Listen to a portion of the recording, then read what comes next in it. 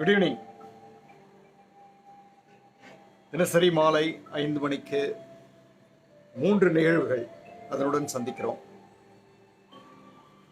முதல் நிகழ்வு ஜோதிஷ் அவருடைய புத்தக வாசிப்பு.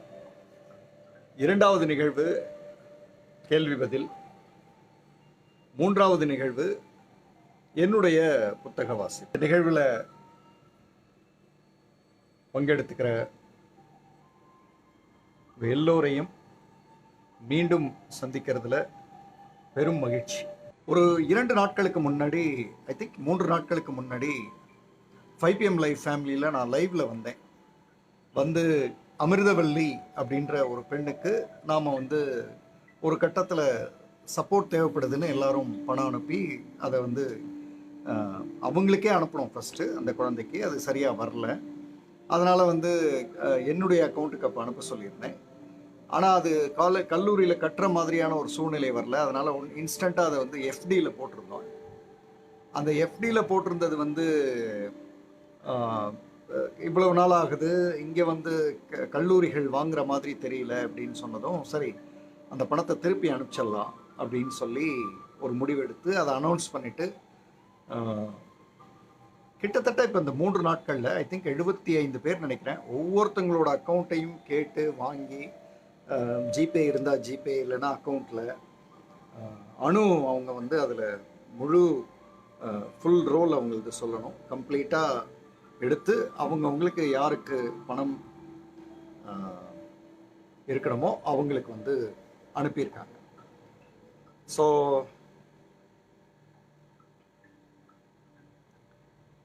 அந்த மாதிரி எல்லாருக்கும் ஆல்மோஸ்ட் அனுப்பிச்சாச்சு. ஒரு 2 அல்லது 3 பேர், 2 பேர் அல்லது 3 பேராக இருக்கும்னு நினைக்கிறேன். பேர் தெரியுது, பட் அவங்க யார் என்ன அக்கௌண்ட் தெரியலை. அந்த தொகையை நான் ஏற்கனவே சீஃப் மினிஸ்டரோட COVID-19 நிவாரண நிதிக்கு அனுப்புகிறதா சொல்லியிருந்தேன். அதோட நான் அனுப்புகிற அந்த தொகையோட இந்த தொகையையும் ப்ளஸ் அந்த டெபாசிட் நாம் பண்ணதுக்கு வர்ற இன்ட்ரெஸ்ட்டையும் எல்லாவற்றையும் சேர்த்து அனுப்ப போகிறேன். அதை அனுப்புனதுக்கப்புறம் அதை ஒரு எப்படி அனுப்புகிறனோ அதை ஒரு ஃபோட்டோ காப்பி எடுத்து அதையும் உங்களுக்கு ஒரு போஸ்டாக போடுறேன். So this has been done. So அதையும் உங்கள்கிட்ட சொல்லிடுறேன். ஸோ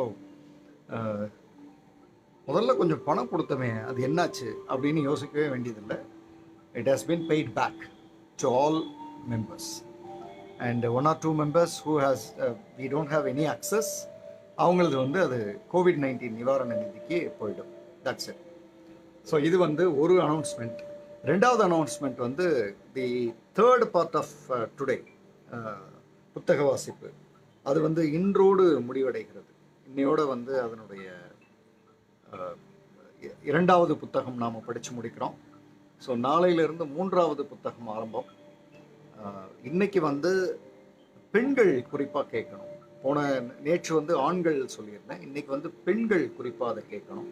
ஸோ அதனால் பெண்கள் தயாராக இருக்கலாம். இப்போது நாம் ஜோதிஷ் அவருடைய புத்தக வாசிப்பை கேட்போம். அதை நோக்கி நாம் நகர்வோம். ஜோதிஷ், உங்களை இப்போ நான் கூப்பிடுறேன். ஒரே நிமிஷம்.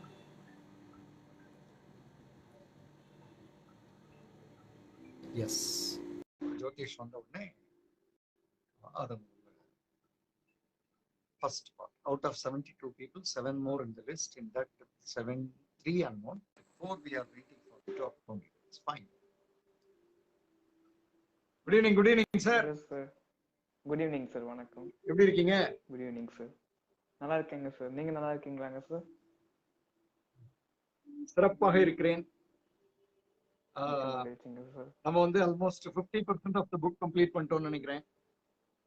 இந்த புக் எல்லாம் படிச்சு முடிச்சதுக்கு அப்புறம் இந்த கமெண்ட்ஸ் எல்லாம் அவங்க போடுறது, ஃபீட்பேக் சொல்றதெல்லாம் போய் படிக்கிறீங்களா? படிக்கிறேங்க சார்.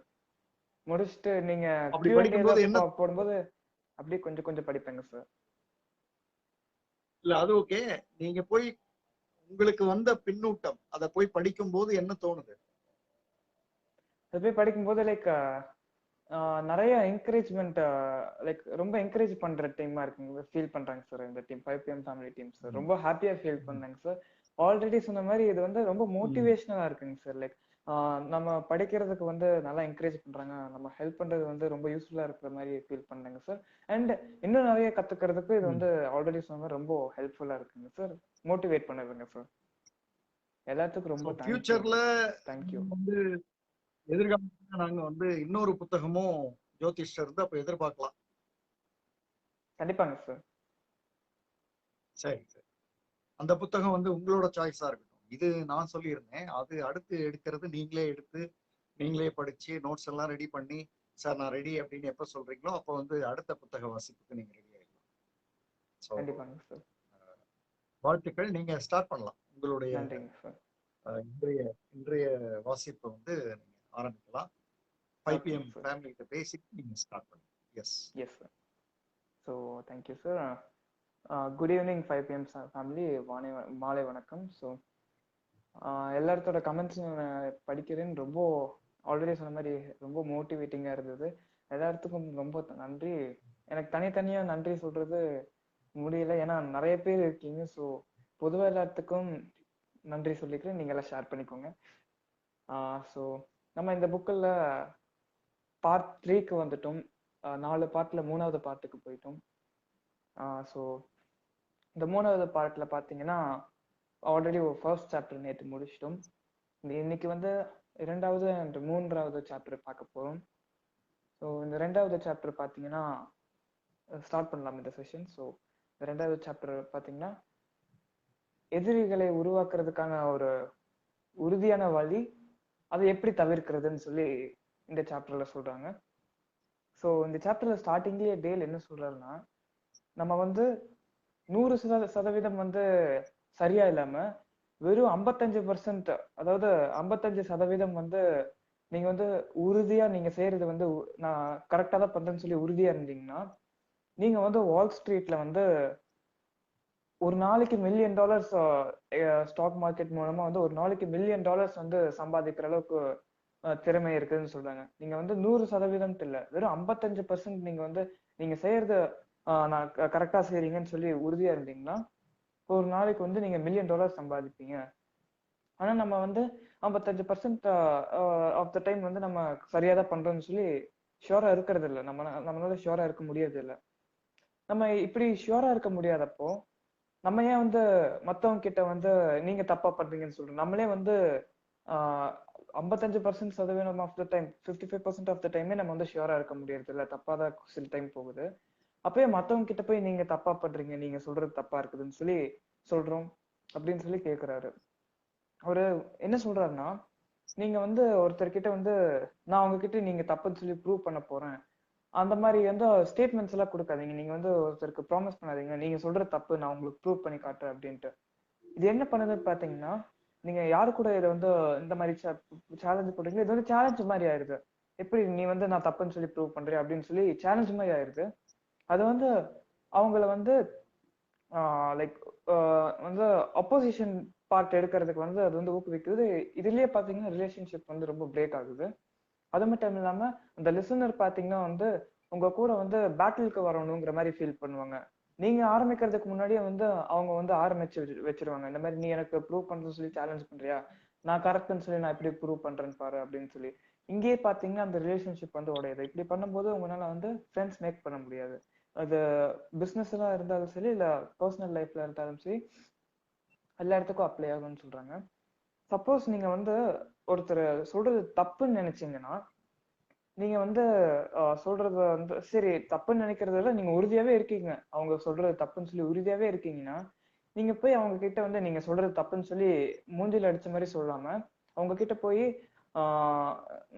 நீங்க நான் இப்போ சொல்றது தப்பா இருக்கலாம், நான் அடிக்கடி தப்பா சொல்லிடுறேன், நீங்க சொல்றதும் தப்பா இருக்கலாம். ஸோ நம்ம ஏன் சண்டை லைக் தப்பான விஷயத்த பேசுறதை விட்டுட்டு அதுக்கான ஃபேக்ட்ஸை வந்து எக்ஸாமின் பண்ணலாமே, இது என்ன அப்படி சொல்லியிருக்குன்னு சொல்லி நம்ம கொஞ்சம் ஆராய்ச்சி பண்ணி பார்த்தோம்னா நம்ம சொல்றது சரியா தவறான்னு சொல்லி நீங்க சொல்றதே கொஞ்சம் தப்புன்னு கன்சிடர் பண்ற மாதிரி சொல்லி ப்ரொசீட் பண்ணணும். அப்பதான் வந்து இங்க ஒரு சண்டை ஆரம்பிக்காது.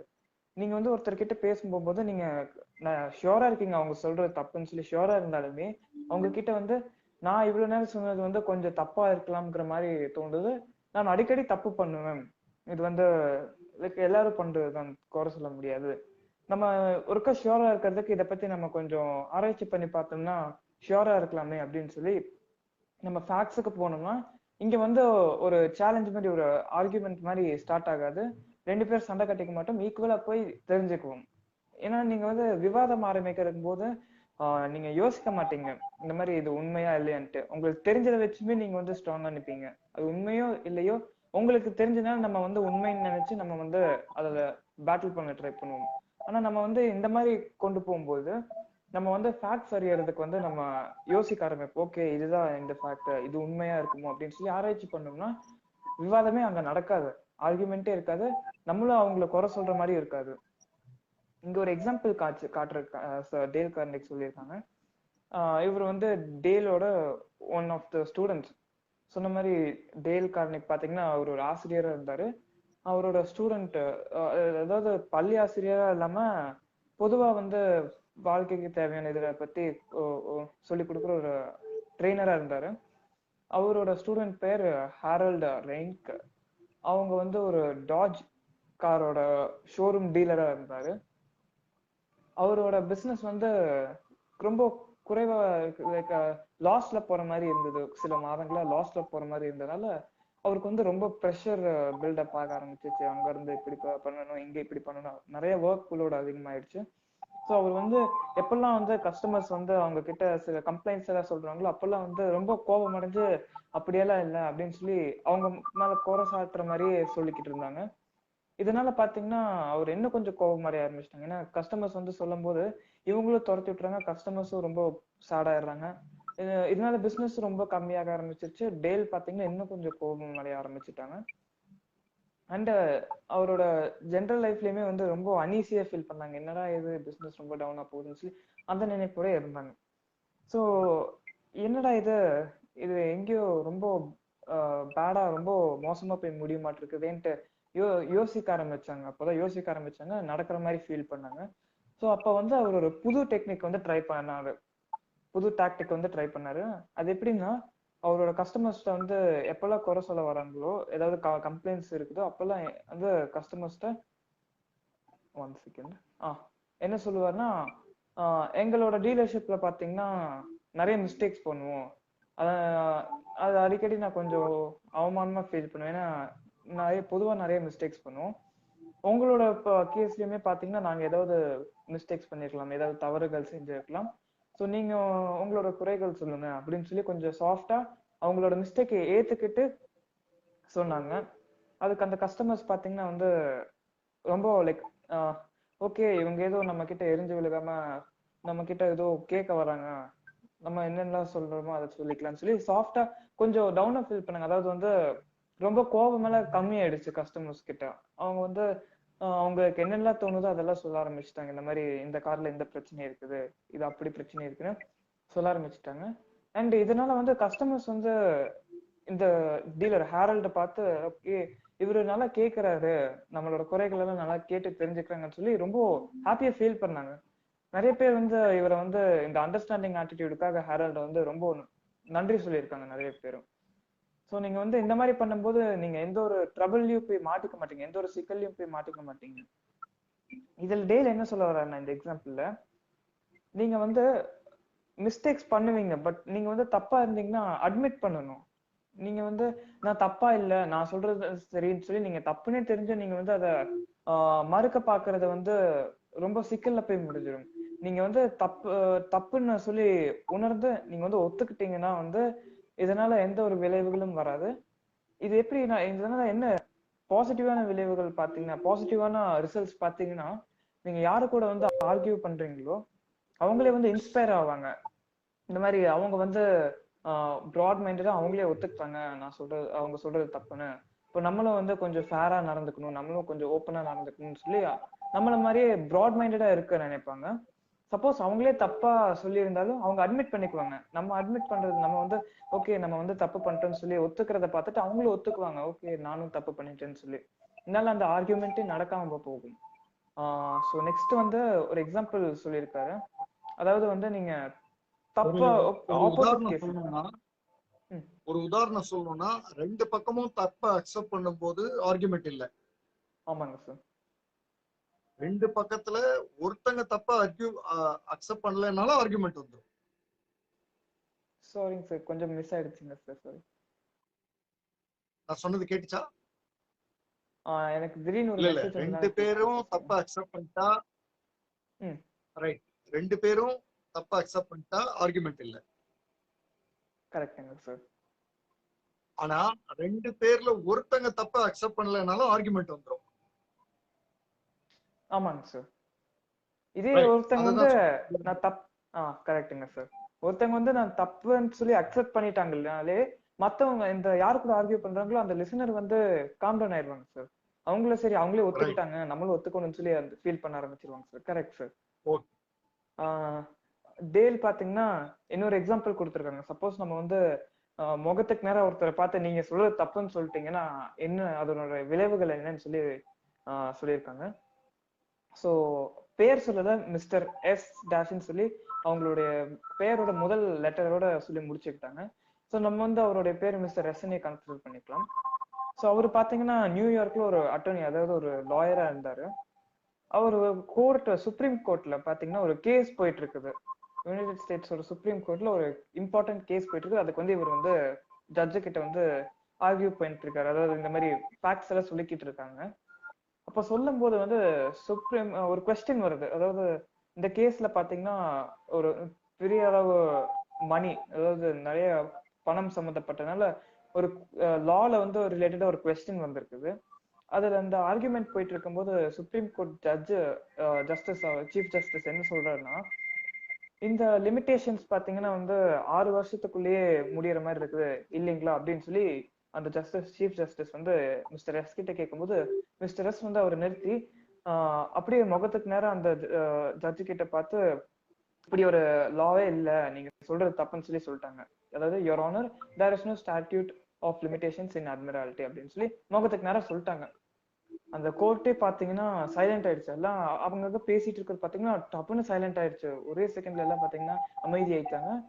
அங்க வந்து டெம்பரேச்சர் வந்து 0க்கு போயிருச்சுன்ற மாதிரி ஃபீல் பண்ற மாதிரி அவரு அந்த எக்ஸ்பீரியன்ஸ்ல சொல்றாங்க. எல்லாரும் அமைதி ஆயிட்டாங்க. அந்த கோர்ட்டே வந்து ரொம்ப சில்லுன்னு ஃபீல் பண்ணுச்சு.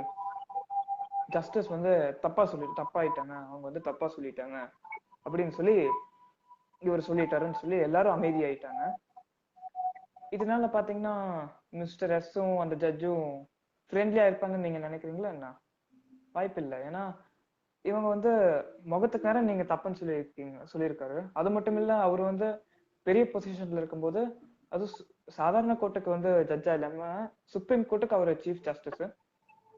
அவரோட முகத்தை பார்த்து நீங்க தப்புன்னு சொல்லும் போது சுத்தி இருக்கிறவங்க எல்லாம் என்ன நினைப்பாங்கன்னு சொல்லி அவங்க கண்டிப்பா ஃபீல் பண்ணிருப்பாங்க. கரெக்டா? இதனால வந்து இதுக்கப்புறம் வந்ததெல்லாம் ரொம்ப ஃப்ரெண்ட்லியாவே இல்லை. தோ மிஸ்டர் எஸ் சைட்ல வந்து லா இருந்தாலும் இந்த கேஸ்ல வந்து அவங்க ஜெயிக்கல. என்னதான் வந்து லா அவங்க சைட்ல இருந்தாலுமே இந்த கேஸ்ல வந்து அவங்களால ஜெயிக்க முடியல. இதுல இருந்து நம்ம வந்து என்ன தெரிஞ்சுக்கணும்னு பாத்தீங்கன்னா வந்து பீப்புள் வந்து லாஜிக்கலா பார்ப்பாங்க. நிறைய பேர் வந்து ப்ரெஜுடிஸ்டா இருப்பாங்க, சுயநலமாவும் இருப்பாங்க சில பேரு. ஸோ நம்ம வந்து முகத்துக்கு நேரம் அவங்கள பார்த்து நீங்க தப்புன்னு சொல்லிட்டீங்கன்னா அவங்க வந்து பயப்பட ஆரம்பிச்சிருவாங்க. அவங்க வந்து திடீர்னு அந்த செகண்ட்ல பாத்தீங்கன்னா அது அவ்வளவு கூட்டத்துக்கு முன்னாடி அவங்க வந்து ரொம்ப பேடா ஃபீல் பண்ணுவாங்க. அது வந்து அவங்களோட மானத்தை வந்து தாக்குன மாதிரி அவ்வளவு பேடா ஃபீல் பண்ணுவாங்க. இதனால பாத்தீங்கன்னா நிறைய விளைவுகள் வரும். அவங்க வந்து ரெடி ஆக ஆரம்பிச்சிருவாங்க. இவங்க என்ன பார்த்து தப்புன்னு சொல்லிட்டாங்க, நம்ம எப்படி இவங்களை ஒத்துக்க கூடாதுன்னு சொல்லி ரெடி ஆக ஆரம்பிச்சிருவாங்க. இன்னொரு எக்ஸாம்பிள் பாக்குறோம், அதாவது பாசிட்டிவ் சைட்ல இருந்து எக்ஸாம்பிள் பாக்குறோம். இதுக்கு முன்னாடி இதுல இருந்து என்ன தெரிஞ்சுக்கணும், நம்ம வந்து ஒருத்தரோட முகத்தை பார்த்து நீங்க தப்புன்னு சொல்லிடக்கூடாது. சொல்றது வந்து தப்பு. அவங்க வந்து பேடா ஃபீல் பண்ணிடுவாங்க. நம்ம இதனால வர விளைவுகள் ரொம்ப மோசமா இருக்கும். ஸோ அவங்க தப்புன்னு சொன்னா ஆல்ரெடி சொன்ன மாதிரி நீங்க வந்து எஸ் நானும் சொல்றது தப்பா இருக்கலாம், நானும் சம்டைம்ஸ் தப்பு பண்ணியிருக்கேன். இதனால இதுல கொஞ்சம் ஆராய்ச்சி பண்ணி சில ஃபேக்ட்ஸ் எல்லாம் எடுத்து பார்த்தால் தெரிய வரும். ஸோ நம்ம வந்து உடனே ஜட்மெண்ட்டுக்கு போக வேண்டாம்னு சொல்லி சாஃப்டா சொன்னாலே போதும். இதை வந்து ரொம்ப பேடா போய் முடியாது. இன்னொரு எக்ஸாம்பிள் பார்க்குறோம். ஆர்வி க்ரௌலின்னு சொல்லி ஒருத்தர் வந்து மரம் மரத்துண்டுகள் ரிலேட்டடா பாத்தீங்கன்னா ஒரு சேல்ஸ்மேனா இருந்தாரு. அவர் வந்து ஒரு லம்பர் இன்ஸ்ட்ரக்டர், அதாவது வந்து இன்ஸ்பெக்ட் பண்ணுவாங்க இந்த மரம் இதெல்லாம் பாத்தீங்கன்னா நல்லா இருக்குதா, நீங்க வந்து ஒருத்தர் கொடுக்கறதுக்கு முன்னாடி இது வந்து பெர்ஃபெக்ட்டா இருக்குதான்னு சொல்லி இன்ஸ்பெக்ட் பண்றவரு, இன்ஸ்பெக்ட் பண்றவரா இருந்தார் நியூயார்க்ல. ஸோ அவரோட கம்பெனில இருந்து பாத்தீங்கன்னா ஒயிட் பைனுங்கிற சொல்லி அந்த மரம் இது துண்டுகளை வந்து ஆர்டர் பண்ணியிருந்தாங்க ஒருத்தங்க. அதுக்கு முன்னாடி வந்து இவரு பாத்தீங்கன்னா ரொம்ப ஸ்ட்ரிக்டா ரொம்ப மோசமான இன்ஸ்பெக்டரா இருந்தாரு.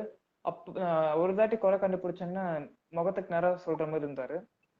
ஸோ இவர் வந்து என்னதான் ஆர்குமெண்ட்ஸ் வந்து ஜெயிச்சிருந்தாலுமே இந்த மரம் வந்து நிறைய சேதாரங்களோட இருக்குது, இது கொடுக்கறது தப்பு அப்படின்னு சொல்லி என்னதான் ஆர்குமெண்ட்ஸ்ல ஜெயிச்சாலுமே இவரோட கம்பெனில இருந்து நிறைய லாசஸ் வந்திருக்குது. மத்த மரங்கள்ல பார்த்து இல்ல இல்ல நிறைய குறை இருக்குன்னு சொன்னாலுமே இவரோட கம்பெனில இருந்தே நிறைய லாசஸ் வந்திருக்குது. ஸோ இவரோட கம்பெனில இருந்து ஒருத்தங்க வந்து வாங்கினாங்க, ஒயிட் பைனுன்னு சொல்லி அந்த மரத்துண்டுகள் வாங்கினாங்க. வாங்கினப்ப பாத்தீங்கன்னா ஒரு 2 நாள் கழிச்சு அவங்க கம்பெனிக்கு போன் வருது, அதாவது க்ரௌலிங்கிறவரோட கம்பெனிக்கு போன் வருது. போன்ல இன்னொரு பக்கம் பாத்தீங்கன்னா அந்த மர துண்டுகளை வாங்கினவங்க வந்து இந்த மாதிரி இதோட கிரேட் வந்து 55% கீழே இருக்குது, இது வந்து ரொம்ப லைக் கம்மியா இருக்குது, நாங்க வந்து ரொம்ப அன்சாட்டிஸ்பாக்டரியா ஃபீல் பண்றோம், இதை இன்ஸ்பெக்ட் பண்ண அந்த லம்பர் இன்ஸ்பெக்டர் வந்து இது ரொம்ப தப்பா இருக்குன்னு ஃபீல் பண்றாங்க அப்படின்னு சொன்னாங்க. அந்த லம்பர் இன்ஸ்பெக்டர் பாத்தீங்கன்னா வந்து இவரோட ஆப்போனன்ட் மாதிரி, இவரு ஒரு lumber inspector as well as இவர் வந்து ஒரு சேல்ஸ்மேனு. அந்த அந்த இவர் அனுப்பின அந்த துண்டுகளை சோதனை பண்ண அந்த இன்ஸ்பெக்டரே பாத்தீங்கன்னா வந்து இவரோட ஆப்போனன்ட் மாதிரின்னு சொல்ல முடியாது, பட் அவர் இன்ஸ்பெக்ட் பண்ணி அனுப்புனதுல வந்து இவர் குறை கண்டுபிடிச்சனால கொஞ்சம் பேடா ஃபீல் பண்ணுது. அதனால வந்து அவர் வந்து இவரதுலயே கொஞ்சம் குறை கண்டுபிடிச்சிருக்காங்க. இவர் என்ன பண்ணாருன்னா உடனே வந்து அந்த பிளான்ட் நோக்கி போறாங்க, கார்ல போயிட்டு இருக்காங்க. கார்ல போகும்போது ஓகே இது வந்து இந்த சர்க்கம்ஸ்டான்ஸ் இந்த சிச்சுவேஷன் பாத்தீங்கன்னா கொஞ்சம் பேடா இருக்குது, நம்ம வந்து அவர் அனுப்புனது கொஞ்சம் ஆல்ரெடி குறை சொல்லியிருக்கோம், அதனால வந்து நம்மளதுல கொஞ்சம் குறை இருக்கிறது கண்டுபிடிச்சிருக்காங்க, நம்ம வந்து எப்படி பாசிட்டிவா டீல் பண்ணி இந்த சிச்சுவேஷன் வந்து ரொம்ப பேடா இருக்காம பாத்துக்கலாம் அப்படின்னு சொல்லி யோசிச்சுக்கிட்டே போறாங்க. ஸோ அங்க போகும்போது அந்த பிளான்ட்டுக்கு போயிட்டாங்க. அங்க போகும்போதே பாத்தீங்கன்னா அதை வாங்கினவங்களும் அதை இன்ஸ்பெக்ட் பண்ண அந்த லம்பர் இன்ஸ்பெக்டருமே பாத்தீங்கன்னா 2 பேரும் ஏதோ கொஞ்சம் சிரிச்சு பேசிட்டு இருந்தாங்க. 2 பேரும் இவர் கூட ஆர்கியூ பண்ண ரெடியா இருந்தாங்க. ஏன்னா வந்து இவர் ஆல்ரெடி ஆர்கியூமெண்டல் டைப் பர்சன், அதாவது எப்ப பார்த்தாலும் ஏதாவது ஆர்கியூ பண்ணி நம்ம ஜெயிக்கணும்னு சொல்லிட்டு இருந்தவர் ஒரு கிளாஸுக்கு போய் ரியலைஸ் பண்ணதுதான், டேல் கார்னகோட கிளாஸுக்கு போய் ரியலைஸ் பண்ணனால்தான் இவர் வந்து இந்த முடிவு எடுக்கலாம் அப்படின்னு சொல்லி யோசிச்சுட்டு வந்து பேச ரெடியா இருக்காங்க. ஸோ அவங்க 2 பேரும் ஆர்குமெண்ட்டுக்கு ரெடியா இருக்காங்க. இவர் வந்து அவங்க கிட்ட போறாங்க. அங்க போய் நிக்கும் போது பாத்தீங்கன்னா க்ரௌலி வந்து உடனே சொல்றாங்க, ஸோ நான் வந்து அனுப்புனது கொஞ்சம் குறை இருக்கலாம், அப்பப்போ மிஸ்டேக்ஸ் பண்ணுவேன், நீங்க சொல்றது சரியா இருக்கலாம், நான் வேணா அவங்களோட இதை வந்து திருப்பி வாங்கிக்கிறேன், நீங்க தப்பா நினைச்சுக்காதீங்க அப்படின்னு சொல்லி சொல்றாங்க. அவங்களால என்னடா இதை இப்படி போயிட்டாங்களே, என்ன இப்படி சொல்றாங்க அப்படின்னு சொல்லி நம்ப முடியல. ஸோ அவங்க இந்த ட்ரைனிங் எடுத்த இந்த பிரின்சிபல்ஸ் எல்லாம் அப்ளை பண்ணணும்னு சொல்லி பண்ணதுல கரெக்டா வந்திருக்காரு. அந்த 2 பேருமே வந்து அந்த லம்பர் இன்ஸ்பெக்டர் உடனே வந்து தப்பா இருக்கலாம், பட் நீங்க சொல்றது தப்பா இருக்கிறதுக்கு வாய்ப்பு இருக்காது, நான் வேணா திருப்பி ஒருக்கா சோதனை பண்றேன்னு சொல்லி அவங்க கொஞ்சம் வந்து கூல் டவுன் ஆயிட்டாங்க. இதுக்கு க்ரௌலி என்ன சொல்றாருன்னா, நான் அனுப்புனதுல வந்து மெட்டீரியல்ஸ் இது வந்து ஒயிட் பைனா, ஸோ ஒயிட் பைன்ல வந்து கிரேடிங் வந்து கம்மியா இருக்கிறதுக்கு வாய்ப்பு இருக்குது, பட் இருந்தாலும் பரவாயில்ல, நீங்க ஏதோ கொஞ்சம் குறை சொல்லியிருக்கீங்க, நான் வேணா இதை திருப்பி எடுத்துக்கிறேன், அதுக்கான காசு நான் திருப்பி உங்களுக்கு கொடுத்துறேன்னு அந்த இன்ஸ்பெக்டரும் அந்த பையரும் பாத்தீங்கன்னா ரொம்பவே கூல் டவுன் ஆகி அவர் சொல்றாரு, இல்ல நீங்க சொல்றது கரெக்ட், எனக்கு ஒயிட் பைன்ல எல்லாம் அவ்வளவு இன்ட்ரெஸ்ட் இல்ல, லைக் அவ்வளோ அனுபவம் இல்ல, சாரி எக்ஸ்பீரியன்ஸ் இல்ல, இந்த மாதிரி ஒயிட் பைன் மரங்களோட இந்த பிரான்ச் இதெல்லாம் பாத்தீங்கன்னா வுட்ல எல்லாம் பாத்தீங்கன்னா அவ்வளவு எக்ஸ்பீரியன்ஸ் இல்ல, அதனால நான் மேபி தப்பா சொல்லியிருக்கலாம், இது நல்லா இருக்கிறத பத்தி உங்களுக்கு தான் அதிக எக்ஸ்பீரியன்ஸ் இருக்கு, நீங்களே வேணா ஒருக்கா என்னன்ட்டு எனக்கு கொஞ்சம் எக்ஸ்பிளைன் பண்ணுங்க சொல்லி இது ஆர்குமெண்டா போகாம சுமூகமா முடிச்சுட்டாங்க. ஸோ இது பாத்தீங்கன்னா ரொம்ப பாசிட்டிவா முடிஞ்சிருச்சு பாருங்க. ஒருத்தர் வந்து தப்பு வந்து முகத்துக்கு நேரா சொல்லாம, இந்த மாதிரி நீ உனக்கு வந்து எவ்வளவு எக்ஸ்பீரியன்ஸ் முகத்துக்கு நேரா சொல்லாம, நான் வந்து அவங்க வந்து அவங்களே அக்ரி பண்ணிட்டாங்க, நான் கொஞ்சம் தப்பா பண்ணிருக்கலாம்னு சொல்லி சொல்லிக்கலாம் அப்படின்னு சொல்லி அக்ரி பண்ணி ஆர்குமெண்டே நடக்காம பாத்துக்கிட்டாங்க. ஸோ இதுல வந்து இந்த சாப்டரோட பிரின்சிபல் பாத்தீங்கன்னா, நம்ம யாரு கூட ஆர்கியூ பண்ண ஸ்டார்ட் பண்ற அந்த சிச்சுவேஷன் ஸ்டார்ட் பண்றதுக்கு முன்னாடியே அவங்களோட பாயிண்ட்டை வந்து நம்ம அவங்களோட ஒப்பீனியன் அவங்களோட பாயிண்ட்டை வந்து நம்ம ரெஸ்பெக்ட் கொடுக்கணும், அவங்களோட பாயிண்ட்டுக்கு நம்ம ரெஸ்பெக்ட் கொடுக்கணும். இல்ல அவங்க சொல்ல போற தப்பா இருக்குன்னு சொல்லி முன்னாடியே முடிவு பண்ணாம அவங்க சொல்றதுல ஏதாவது கரெக்டா இருக்கலாம்னு சொல்லி நம்ம அதுக்கு ரெஸ்பெக்ட் கொடுக்கணும். அது மட்டும் இல்லாம முகத்துக்கு நேரம் வந்து நீங்க சொல்றது தப்புன்னு சொல்லக்கூடாது.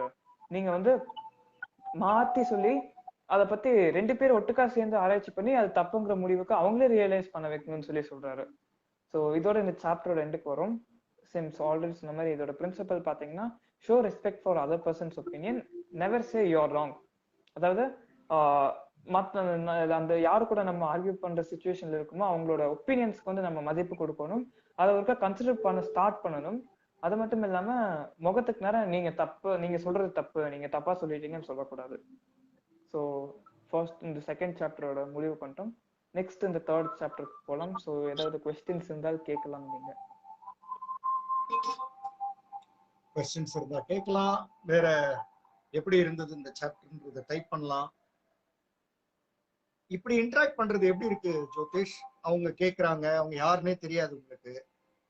ஆமாங்க சார், அவங்க நிறைய பேர் கேக்குறத எனக்கு நீங்க தெரியாதுங்க சார். படிச்சுட்டு ஒரு ஆன்சர் பண்ணும்போது உங்களுக்கு எப்படி இருக்கு? அதாவது எனக்கு நான் நிறைய பேர் வந்து லைக் இங்க 5PM ஃபேமிலியில நான் சில பேர் தெரியும், சில பேர் நான் சொல்லி கேட்டிருக்கேன், சில பேர் சில லைவ்ல எல்லாம் பார்த்துருக்கேன். ஸோ எனக்கு அவங்க எல்லாம் கேட்கும்போது பாத்தீங்கன்னா வந்து தெரியாமலே இருந்தாலுமே அவங்க வந்து என்கிட்ட கொஸ்டின்ஸ் கேட்கறாங்க, அதுக்கு நான் என்னால ஆன்சர் பண்ண முடியுதுங்கும் போது ஹாப்பியா ஃபீல் பண்றேங்க சார். நாட் பேட், எனக்கு ரொம்ப மகிழ்ச்சியா இருக்குங்க சார். எதுவும் கொஸ்டின்ஸ் இருக்கிற மாதிரி தெரியல. ஆமாங்க சார். வேற எதுவும் கேள்விகள் இருந்தா நீங்க அப்புறம் பேசலாம். இப்போதைக்கு I think you can go for next. Yes sir. அடுத்து கிளாஸுக்கு நடுவுல கேள்வி இருந்தாலுமே ஆன்சர் பண்றேங்க சார் நான். Okay, done. ஸோ இந்த சாப்டர் பாத்தீங்கன்னா நம்ம சைட்ல வருது. நம்ம மத்தவங்க வந்து போன சாப்டர் பாத்தீங்கன்னா மத்தவங்க வந்து தப்புன்னு சொல்லக்கூடாதுன்னு சொல்லியிருக்காங்க. இந்த சாப்டர்ல நம்மளோட சைட்லயே வருது. If you are wrong admit it. நம்ம தப்பா சொல்லிட்டோம், நம்ம வந்து தவறு செஞ்சுட்டோம்னா அது உடனே அட்மிட் பண்ணிடணும்னு சொல்லி சொல்றாங்க. இதுல வந்து சில எக்ஸாம்பிள்ஸ் பார்க்கலாம். இதனால நம்ம வந்து என்னென்ன பாசிட்டிவான விஷயங்கள் எல்லாம் பார்க்கலாம்னு சொல்லி எக்ஸாம்பிள்ஸ் பார்க்கலாம். ஃபர்ஸ்ட் பாத்தீங்கன்னா டேல் கார்னெக் வந்து அவரோட ஒரு எக்ஸ்பீரியன்ஸ் தான் கொடுத்துருக்காங்க. அவர் வந்து அவங்க வீட்ல இருந்து ஒரு நிமிஷம் நடந்து போனா அங்க வந்து ஒரு பார்க் இருக்குது. ஒரு பழைய பார்க். பார்க் வந்து கொஞ்சம் பழசுதான். அங்க ஒரு பார்க் இருக்குது. அது பாத்தீங்கன்னா கொலம்பஸ் முதல்ல அமெரிக்கா கண்டுபிடிச்சப்போ இருந்ததுக்கும் இந்த பார்க்குக்கு வந்து அவ்வளோ, அப்போ இருந்த பார்க்குக்கும் இப்போ அதே பார்க்கு பாத்தீங்கன்னா வித்தியாசம் இருக்காது. ரொம்ப பழைய பார்க் அப்படின்னு சொல்லி சொல்றாங்க. அங்க இருக்க இந்த மரங்கள்லாம் ரொம்ப பழைய மரங்கள், அங்க நிறைய பூச்சிகள்லாம் நிறைய இருக்குங்கிற மாதிரி சொல்லியிருக்காங்க. ஸோ அந்த பார்க் பாத்தீங்கன்னா இவரும் இவரோட நாய், அவரு அந்த நாயோட பேர் ரெக்ஸ்ன்னு சொல்லி வச்சிருக்காங்க. அது ஒரு பாஸ்டன் புல்டாக். அது ஒரு குட்டி நாய், பப்பி மாதிரி அது. ஸோ ரெக்ஸ் அந்த நாய்க்குட்டியோட பேரு. இவரும் அந்த நாய்க்குட்டியுமே பாத்தீங்கன்னா டெய்லியும் வாக்கிங் போவாங்க. அங்க பாத்தீங்கன்னா வந்து எல்லா நாய்களுக்கும் வந்து கழுத்துல வந்து அந்த கயிறு மாட்டி விட்டுருவாங்க, லீஷ் மாட்டி விட்டு காலர் போட்டு தான் போக விடுவாங்க. ஏன்னா வந்து ஏதாவது ஃப்ரெண்ட்லியா இல்லாம அதை வந்து யாரையாவது பார்த்து கடிக்க போயிடுச்சுன்னா வம்பாயிடும், அங்க கேஸ் எல்லாம் போட்டுருவாங்க. அதனால வந்து கழுத்துல கயிறு சுத்தி மாட்டிடுவாங்க, லீஷ் மாட்டிடுவாங்க காலரும் சேர்த்து. பட் இந்த நாய்க்குட்டி வந்து ரொம்ப குட்டி நாயா மட்டும் இல்லாம ஃப்ரெண்ட்லியா ஹார்ம்லெஸ்ஸா இருக்கிறதுனால இவர் என்ன பண்ணாரு, அது மட்டும் இல்ல, இவர் வந்து பார்க்ல வந்து நிறைய பேரை வந்து மீட் பண்ணது இல்ல. ஸோ நாய்க்கு வந்து லீஷ் இல்லாமயே கூட்டிட்டு போனாங்க. சரி ஃப்ரெண்ட்லியா தான் இருக்குது, யாரும் கடிக்காதுல அப்படின்னு சொல்லி லீஷ் இல்லாம கூட்டிட்டு போறாங்க, கயிறு இல்லாம. ஒரு நாள் பாத்தீங்கன்னா அங்க ஒரு போலீஸ்மேன் வந்து பார்த்தாங்க. இந்த போலீஸ்மேன் பாத்தீங்கன்னா அவர் வந்து அவரோட அத்தாரிட்டி வந்து காட்டுறதுக்கு, நான் ஒரு போலீஸ்காரன்னு சொல்லி அந்த அத்தாரிட்டி காட்டுறதுக்கு வந்து ஏங்கிட்டு இருந்த போலீஸ்காரரா இருந்தாருன்னு சொல்றாங்க. அங்க போனோடனே அந்த போலீஸ்காரரை பாக்குறாங்க. அந்த போலீஸ்மேன் என்ன சொல்றாருன்னா, எதுக்கு நீங்க வந்து கழுத்துல காலரும் இல்லாம கயிறும் இல்லாம எப்படி நீங்க வந்து கூட்டிட்டு நாயை வெளியில கூட்டிட்டு வரலாம், பார்க்க கூட்டிட்டு வரலாம்னு சொல்லி கேக்குறாங்க. அது மட்டும் இல்லாம இது லாக், அதாவது இது வந்து சட்டத்துக்கு எதிரா இருக்குன்னு சொல்லி உங்களுக்கு தெரியாதா அப்படின்னு சொல்லி சொல்றாங்க. அதுக்கு இவர் வந்து சாஃப்டா, டேல் வந்து சாஃப்டா எனக்கு தெரியும் அப்படின்னு, கரெக்டா எனக்கு தெரியும். ஆனா வந்து இது யாருக்கோ கெடுதல் பண்ணதுன்னு சொல்லி நான் நினைச்சேன். ஏன்னா இந்த நாய் ரொம்ப குட்டி நாயின்னு சொல்லி நினைச்சேன் அப்படின்னு சொல்லி சொல்றாங்க. அதுக்கு வந்து அவர் வந்து, நீ என்ன நினைச்சியா, லாலா நீ என்ன நினைக்கிறியோ அதுக்கு வந்து மதிப்பு கொடுக்காது. இந்த நாய் வந்து ஒரு குழந்தையோ இல்ல ஒரு அணிலையோ வந்து கடிச்சிடலாம், ஒரு ஸ்குரிலையோ இல்ல ஒரு குழந்தையோ கடிச்சிடலாம். நீ நெக்ஸ்ட் இப்போ உன்னை விட்டுறேன், நான் அடுத்த டைம் நீ வந்து கயிறு இல்லாம வந்தீங்கன்னா உன்னையும் இந்த நாயை விட மாட்டேன் அப்படின்னு சொல்லிட்டாங்க. சொன்னதுக்கு கண்டிப்பா உன்னை ஜட்ஜு கிட்ட கூட்டிட்டு போய் விட்டுருவேன், இது வந்து சட்டத்துக்கு புறமாதுன்னு சொன்னதுக்கு தேல் வந்து ஓகே கண்டிப்பா நான் நெக்ஸ்ட் டைம் வந்து ஆஹ் நாய்க்கு லீஷோட தான் கூட்டிட்டு வருவேன் அப்படின்னு சொல்றாங்க. ஒரு கொஞ்ச நாளுக்கு வந்து ஃபாலோ பண்ணாங்க. பட் வந்து அந்த நாய்க்குட்டிக்கு வந்து அந்த காலரோ கயிறோ வந்து பிடிக்கல, ரொம்ப அன்கம்ஃபர்டபுளா ஃபீல் பண்ணுது. டேல் காரருக்குமே பாத்தீங்கன்னா அன்கம்ஃபர்டபுளா ஃபீல் பண்ணாங்க. ஸோ இவங்க வந்து என்ன முடிவு பண்ணாங்கன்னா, சரி ஒருக்கா நம்ம அவாய்ட் பண்ணலாம், இந்த கயிறு இல்லாம நம்ம போலாம் அப்படின்னு சொல்லி டிசைட் பண்ணி போறாங்க. கொஞ்ச நேரம் போயிட்டு இருக்கும்போது விளையாட்டுத்தனமா லைக் இவரும் அந்த நாய்க்குட்டி ஓட ஆரம்பிச்சிட்டாங்க, விளையாட்டுத்தனமா ஓட ஆரம்பிச்சிட்டாங்க, ஜாலியா ஓடிட்டு இருக்காங்க. இப்ப பாத்தீங்கன்னா அங்க ஒரு ஜட்ஜ் வந்து குதிரையில ஏறி உட்காந்துட்டு சவாரி போயிட்டு இருக்காங்க, ஹார்ஸ் ரைடிங் போயிட்டு இருக்காங்க. அதுக்கு பக்கத்துலயே அதே ஆபீசர் நின்றுட்டு இருந்தாங்க. அந்த ஆபீசர் கிட்ட போகும்போது ஆபீசர் பேசுறதுக்கு முன்னாடி இவர் என்ன சொல்றாருன்னா, கரெக்டா நீங்க என்ன புடிச்சிட்டீங்க ஆபீசர், நான் ஒத்துக்கிறேன், நான் வந்து நீங்க வந்து ஆல்ரெடி என்ன வந்து போன வாரம் வார்னிங் கொடுத்தீங்க, நீங்க வந்து எச்சரிச்சீங்க, நான் வந்து அதுக்கு புறமா நடந்துக்கிட்டேன், இந்த லீஷ் எல்லாமையும் காலர் எல்லாமே நான் வந்து என் நாய்க்குட்டியை கூட்டிட்டு வந்துட்டேன், நீங்க வந்து எனக்கு என்ன வேணாலும் தண்டனை கொடுங்க, நான் வந்து ஒத்துக்கிறேன், நான் தப்பு பண்ணிட்டேன் அப்படின்னு சொல்றாங்க. அதுக்கு அந்த போலீஸ் வந்து சாஃப்ட் டோன்ல சரி எனக்கு புரியுது, இந்த மாதிரி குட்டி நாயோட ஜாலியா ஓடுறது, யாரும் இல்லாத நேரத்துல குட்டி நாயோட ஓடுறதுக்கு வந்து உனக்கு வந்து டெம்பேஷன் இருக்கும், ஜாலியா ஓடலாம்னு சொல்லி உனக்கு தோணி இருக்கும், நான் ஒத்துக்கிறேன் அப்படின்னு டேல் வந்து ஆமா நான் ஆசைப்பட்டுதான் இப்படி பண்ணேன், ஆனா இது வந்து சட்டத்துக்கு புறமா இருக்குது அப்படின்னு சொல்லி டேல் சொல்றாங்க. அதுக்கு அவரு வந்து இல்ல இந்த குட்டி நாயெல்லாம் யாரையும் காயப்படுத்தாது அப்படின்னு சொல்லி அந்த போலீஸ்காரரே சொல்றாரு. அதுக்கு டேல் சொல்றாங்க இல்லையே, ஆனா இது வந்து ஏதாவது அணில கில் பண்ணிருச்சுன்னா, அணில கொண்டுருச்சுன்னா அப்படின்னு சொல்றாங்க. இல்ல எனக்கு புரியுது, நீ வந்து இப்ப சீரியஸா எடுத்துக்கிட்ட, இது நீ பண்றது தப்புன்னு சொல்லி, அதனால வந்து இப்போ உன்னை இந்த வழியா ஓட விடுறேன், நீ போயிரு, ஆனா நெக்ஸ்ட் டைம் வந்து நான் பார்க்காத இடத்துக்கு நீ போயிரு, நெக்ஸ்ட் டைம் வந்து நீ பண்ணிக்கோ, நீ தப்பு உணர்ந்துட்டேன்னு சொல்லி எனக்கு புரியுதுன்னு சொல்லி சாஃப்டா சொல்லி விட்டுட்டாங்க. இந்த போலீஸ்காரர் விட்டுட்டாரு. பாத்தீங்கன்னா ஸ்டார்டிங்ல வந்து அந்த போலீஸ்காரர் வந்து அவரோட அத்தாரிட்டி காட்டுறதுக்காக வந்து நீ இப்படி பண்ணக்கூடாது, அணில கொன்றுன்னு சொல்லி எல்லாம் சொன்னாங்க. இப்போ இவரே வந்து நான் பண்றது தப்புதான், இது அணில கொன்றதுக்கும் வாய்ப்பு இருக்குது, நீங்க எனக்கு ஏதாவது பனிஷ்மெண்ட் கொடுங்க அப்படின்னு சொன்னதுக்கு அந்த போலீஸ்காரே விட்டுட்டாரு. அது அணில கொள்ளாது, நீ தூரமா நான் பார்க்க முடியாத இடத்துக்கு கூட்டிட்டு போய் நீங்க ஜாலியா விளையாடுங்க, பட் நெக்ஸ்ட் டைம்ல இருந்து நீங்க ஃபாலோ பண்ணுங்க அப்படின்னு சொல்லி சாஃப்டா விட்டுட்டாரு. சோ நீங்க வந்து அவர் வந்து லைக் ஃபீலிங் ஆஃப் இம்பார்ட்டன்ஸ் வேணுங்கிற மாதிரி ஃபீல் பண்ணாங்க. கரெக்டா அவர் வந்து அத்தாரிட்டியோட பண்ணும்போதே நமக்கு என்ன புரியுது, he wanted to feel important, நான் வந்து முக்கியமானவன், ஏன்னா நான் போலீஸ்காரன்னு சொல்லி ஃபீல் பண்ணிருக்காரு புரியுது. சோ இவர் அதுக்கு தகுந்த மாதிரி வந்து சாரி சொல்லி லைக் கொஞ்சம் அவரே வந்து அக்ரிபிளா ஃபீல் பண்ணாரு, அதாவது நானே ஒத்துக்கிறேன் நான் தப்பு பண்ணிட்டேன்னு சொல்லி அந்த அளவுக்கு போய் அந்த போலீஸ்காரோட ஃபீலிங் ஆஃப் இம்பார்ட்டன்ஸை டச் பண்ணிட்டாங்க. அதனால அந்த போலீஸ்காரருமே லைக் ஓகே என்ன இம்பார்ட்டண்டா ஃபீல் பண்ண வச்சு எனக்கு ஏத்த மாதிரி பணிவா நடந்துக்கிறான், நம்ம செல்ஃப் ரெஸ்பெக்டுக்காக நம்ம வந்து ஒரு மன்னிச்சு விட்டாதான் அது வந்து செல்ஃப் ரெஸ்பெக்டுக்கு அடையாளமா இருக்கும்னு சொல்லி அவரு விட்டுட்டாரு. ஸோ இது வந்து இந்த 2 பேர்த்துக்கு நடுவில் மட்டும் இல்லாம பொதுவா எல்லா மனிதர்களுக்குமே இது அப்ளை ஆகும்னு சொல்லி சொல்றாரு. ஸோ நெக்ஸ்ட் வந்து பாத்தீங்கன்னா 1 செகண்ட் சாரி, இங்க ஒரு எக்ஸாம்பிள் காட்டுறாங்க, இது ரொம்ப இன்ட்ரெஸ்டிங்கா இருக்கும். ஃபர்டினண்ட் இ வாரன் சொல்லி ஒரு கமர்ஷியல் ஆர்டிஸ்ட்னா இந்த விளம்பரங்களுக்காக எல்லாம் வரைவாங்க. அவர் வந்து சொல்றாரு, இந்த மாதிரி நியூஸ் பேப்பருக்கு இல்ல அட்வர்டைஸ்மெண்ட்டுக்கு வந்து பண்ற ஆர்ட்ஸ் டிராயிங்ஸ் எல்லாமே பாத்தீங்கன்னா ஒரு பிழையுமே இல்லாம இருக்கணும், ஒரு மிஸ்டேக் கூட, குட்டி மிஸ்டேக் கூட இருக்கக்கூடாது அப்படின்னு சொல்லி ஃபர்ஸ்ட் சொல்லி அவரோட அனுபவத்தை ஸ்டார்ட் பண்றாரு, சொல்ல ஆரம்பிக்கிறாரு. ஸோ சில ஆர்ட் எடிட்டர்ஸ் பாத்தீங்கன்னா வந்து அவங்க கமிஷன்ட்டுக்காக வந்து இந்த மாதிரி ஒரு டிராயிங் வேணும், ஒரு கமர்ஷியல் ஆர்ட் வேணும் அப்படின்னு சொல்லி கேக்குறாங்க. அண்ட் சின்ன எரர் கூட இல்லாம பாத்துக்கோங்க அப்படின்னு சொல்லி சொல்றாங்க. அப்போ இவருக்கு ஒரு ஞாபகம் வருது, அதாவது இவருக்கு ஒரு ஆர்ட் டைரக்டர் தெரியும், அவர் பாத்தீங்கன்னா வந்து குறை கண்டுபிடிக்கிறதுல ரொம்ப சந்தோஷப்படுவாரு, ஒரு டிராயிங்ல வந்து குறை கண்டுபிடிச்சு அதை வந்து கேலி பண்றதுல அவருக்கு ஒரு சந்தோஷம் அப்படின்னு சொல்லி சொல்றாரு அந்த ஆர்ட் டைரக்டர். ஸோ இவர் வந்து ஒரு ஜாப் வருது. ரீசெண்டா அவருக்கு ஒரு ஜாப் வருது. அதாவது இந்த மாதிரி நியூஸ் பேப்பர் எடிட்டர் கிட்ட இருந்து ஒரு ஜாப் வருது. இந்த மாதிரி ஆஃபீஸ்க்கு வந்து உடனே ஒன்று கொண்டு வாங்க, ஒரு டிராயிங் கொண்டு வாங்கன்னு சொல்லி சொல்லி சொல்றாங்க. இவர் வந்து கொடுத்துட்டாங்க, அந்த நல்லா நீட்டா வரைஞ்சு கொடுத்துட்டாங்க. இவருக்கு வந்து பிழை எதுவும் பெருசா தெரியல, பட் இருந்தாலும் கொடுத்தாங்க, ஒரு நம்பிக்கையோட கொடுத்தாங்க. கொஞ்ச நாள் கழிச்சு அதே ஆபீஸ்ல இருந்து ஒரு கால் வருது. இந்த மாதிரி அதுல ஏதோ ஒரு தப்பு இருக்குது, அந்த ஆர்ட்ல வந்து ஒரு தப்பு இருக்குது அப்படின்னு சொல்லி கூப்பிடுறாங்க. இவரும் அதுக்கு போறாங்க. இவர் போனோடனே இவரு என்ன நடக்கூடாதுன்னு நினைச்சாங்களோ அதே நடந்தது. அதாவது ஆல்ரெடி அவர் ஒரு ஆர்ட் டைரக்டர் சொன்னாங்களோ, இந்த மாதிரி ஏதோ குறை கண்டுபிடிச்சு கேலி பண்றதுல ஒரு சந்தோஷம் அனுபவிக்கிற ஒரு ஆர்ட் டைரக்டர் தான் அவருதான் வந்து பார்த்து இந்த மாதிரி அதுல ஒரு குறை இருக்குது அப்படின்னு சொல்லி நினைச்ச மாதிரியே வந்துட்டாரு. லைக் இந்த மாதிரி நடக்கக்கூடாதுன்னு நினைச்ச மாதிரியே வந்துட்டாரு.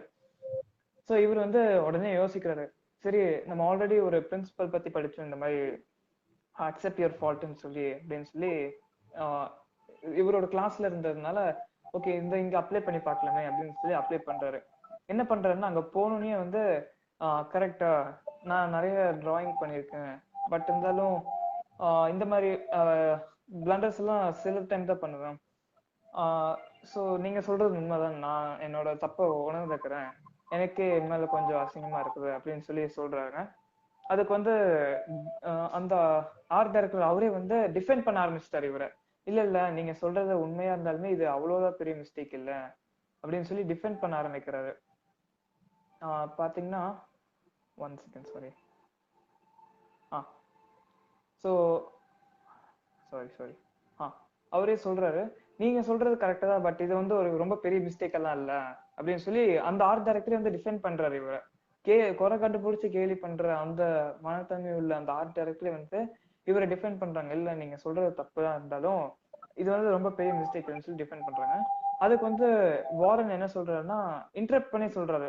இன்டரப்ட் பண்ணி என்ன சொல்றாருன்னா, என்ன எவ்வளவு சின்ன தப்பா இருந்தாலுமே வந்து அது ரொம்ப விலை மதிப்பு உள்ள அது ரொம்ப காஸ்ட்லி, விலை மதிப்புள்ள ஒரு மிஸ்டேக். அதாவது சின்ன சின்ன மிஸ்டேக்ஸ் கூட வந்து ரொம்ப காஸ்ட்லியா போய் முடியும்னு சொல்லி அது மட்டும் இல்லாம இந்த மாதிரி மிஸ்டேக்ஸ் எல்லாமே ரொம்ப இரிட்டேட்டிங்கா இருக்குன்னு சொல்லி அவரே சொல்றாரு, வாரனே சொல்றாரு அவரோட பெயிண்டிங்கை பார்த்து.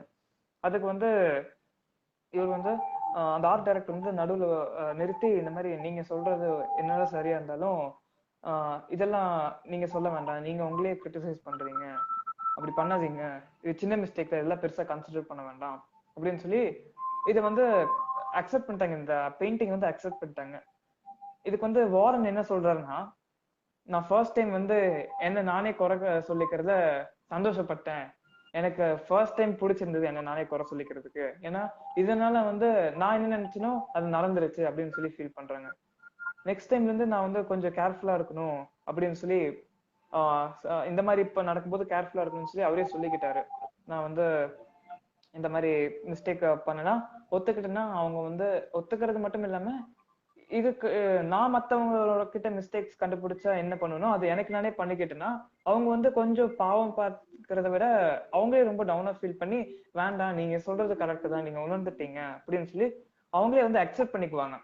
இதனால வந்து அங்க எந்த ப்ராப்ளமும் இருக்காது, அங்க வந்து ஒரு விவாதம்ங்கிறது ஸ்டார்ட் ஆகாது. ஸோ இந்த இதுல வந்து என்ன இதுல என்ன சொல்றாங்கன்னா, இந்த சாப்டரோட பிரின்சிபல் பாத்தீங்கன்னா உங்களோட தப்பை வந்து நீங்க உணர்ந்துடணும், அதை வந்து நீங்க ஒத்துக்கணும், நேர்மையா ஒத்துக்கணும், அப்புறம் உறுதியா ஒத்துக்கணும்னு சொல்லி சொல்றாங்க. ஸோ இதோட இந்த சாப்டரோட எண்டுக்கு வரும். So yes, any comments or questions இருந்தால் கேட்கலாம். அண்ட் பொறுமையை கேட்டதுக்கு ரொம்ப நன்றி. Pages 1 second sir, 1 second sir. 246 246 sir, 142ங்க சார், 142 பேஜஸ் முடிச்சிருக்கோங்க சார். 246ல 140, so almost 142 yes 60 70%. ஓகே, ஆமாங்க சார். இன்னும் ஒரு 2 or 3 டேஸ்ல நீங்க கம்ப்ளீட் பண்ணுவீங்கன்னு நினைக்கிறேன்.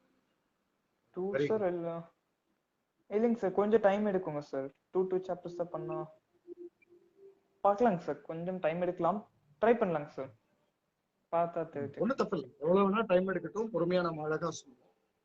ஸோ ஒரு 4 days ஆகட்டும், 5 days ஆகட்டும், அதை பத்தி கவலை இல்லை. That's good. ஸோ உங்களுக்கு கமெண்ட்ஸ் வந்து வரும், உங்களுக்கு எதுவும் கேள்விகள் இருந்தா நீங்க அதுக்கு பதில் சொல்லலாம். கண்டிப்பாங்க சார். ரொம்ப ரொம்ப சந்தோஷமா இருக்கு. அதாவது நிறைய யங்ஸ்டர்ஸ்க்கு, அடுத்த தலைமுறைக்கு, டீன்ஸுக்கு நீங்க வந்து முன்மாதிரி. இப்படி ஒரு புக்கை படிச்சுட்டு அதுல இருந்து நோட்ஸ் எடுத்து அதை வந்து பொறுமையா கிட்டத்தட்ட 40 மினிட்ஸ் பேசுறதுன்றதெல்லாம் சாதாரண விஷயம். கண்டென்ட் எவ்வளவு இருக்கு. நாளைக்கு வந்து நீங்க ஒரு பப்ளிக்ல ஒரு ஃபங்க்ஷனுக்கு உங்களை கூப்பிடுறாங்கன்னா நீங்க பேசுறப்போ உங்களுடைய பேச்சும் மற்றவர்களுடைய பேச்சும் டோட்டலா வித்தியாசமா இருக்கும். ஆமாங்க ஏன்னா சார். உங்க பேச்சுல உங்களால இதுல இப்ப பேசுனதுல இருந்து ஒரு கண்டென்ட் எடுத்து சொல்ல முடியும். சொல்ல முடியும். கரெக்ட்ங்க சார். மற்றவங்களால அப்படி முடியாது. மற்றவங்க ஆமாங்க ஸ்டேஜுக்கு சார். வர்றதுக்கே யோசிப்பாங்க. அது ஆமாங்க மாதிரி சார். புரியுதுங்க ஒரு சார். நல்ல ஒரு ஆஹ், முன்னேற்றம். நிறைய பேர் என்ன உங்களுக்கு ஃபீட்பேக் நீங்களும் படிப்பீங்கன்னு நினைக்கிறேன். என்ன ஆமாங்க கொடுக்குறாங்கன்னா, சார். முதல் நாள் பார்த்த ஜோதிஷை விட இப்போ வர வர day by day improvement is huge. ரொம்ப சிறப்பா இருக்கு அப்படின்னு சொல்லி ஆமாங்க சொல்றாங்க. சார். மிக்க சித்திரமும் மகிழ்ச்சி. கைப்பழக்கம் அப்படின்வாங்க. வரையறது வந்து வரைய வரைய தான் வரும். ஸோ நம்ம ஆமாங்க இந்த சார். மாதிரி ப்ரெசென்ட் பண்ணதான் நமக்கே புக் வந்து புரிய ஆரம்பிக்கும். ஓ இப்படி எல்லாம் இருக்கா அந்த புத்தகத்துல அப்படின்னு. ஆமாங்க sir. So anyhow very good, வாழ்த்துக்கள். ரொம்ப நன்றிங்க சார். பார்ப்போம் நாளை. ரொம்ப நன்றிங்க Thank சார். you. எனக்கு நான் டைம் ரொம்ப எடுத்துட்டேன்னு சொல்லி கொஞ்சம் ஃபீல் பண்றேங்க சார். ஏன்னா 40 நிமிஷம் உங்களோட அதெல்லாம் ஒண்ணும் இல்ல, ப்ரோக்ராம்ல. அதெல்லாம் ஒண்ணுமே கிடையாது. எவ்வளவு வேணா டைம் எடுத்துங்க, ஜம்முன்னு பேசுங்க. எனக்கு ஒரு உங்களை நான் பேச கூப்பிடும் போது எனக்கு ஒரு சேலஞ்ச் நான் எடுத்துக்கிட்டேன். என்ன சேலஞ்ச் அப்படின்னா,